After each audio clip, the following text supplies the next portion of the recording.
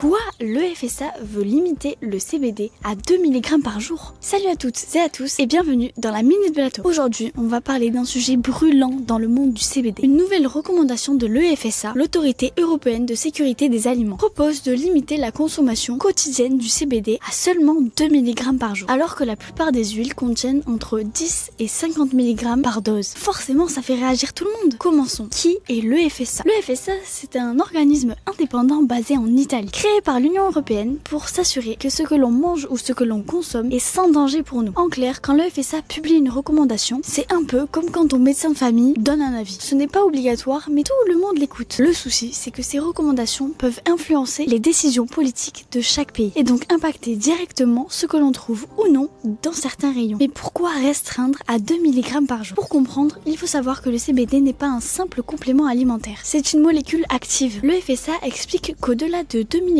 par jour, on n'a pas encore assez d'études à long terme pour garantir que le CBD n'a aucun danger. Leur crainte principale concerne une possible toxicité pour le foie et des interactions avec certains médicaments. En résumé, ils ne disent pas le CBD est dangereux, ils disent on manque encore de recul, donc jouons la prudence. Mais dans la pratique, cette prudence fixe une limite tellement basse que presque aucun produit actuel ne la respecterait. Mais quelles ont été les réactions des industries? Évidemment, ça a fait bondir tout le secteur. Imaginez, vous vendez une huile dosée à 10 mg par goutte et soudain on vous balance que la dose maximale c'est 2 mg par jour. C'est comme si on disait le café reste autorisé mais c'est qu'une seule gorgée par jour. C'est impossible à appliquer. Mais quelles sont les conséquences possibles? Pour l'instant en soi ce n'est qu'une recommandation. Mais si les pays de l'Union Européenne décident de suivre cette recommandation, ça pourrait mettre un coup de frein brutal à l'industrie du CBD en Europe. Mais le bon côté c'est que désormais, même si la dose proposée est très basse, au moins il y a un point de départ officiel pour le CBD. Et ça pourrait ouvrir la voie à de futures révisions beaucoup plus réalistes. Que penses-tu de cette recommandation de l'EFSA? Dis-le moi en commentaire. C'était Clarisse dans la Minute Blato.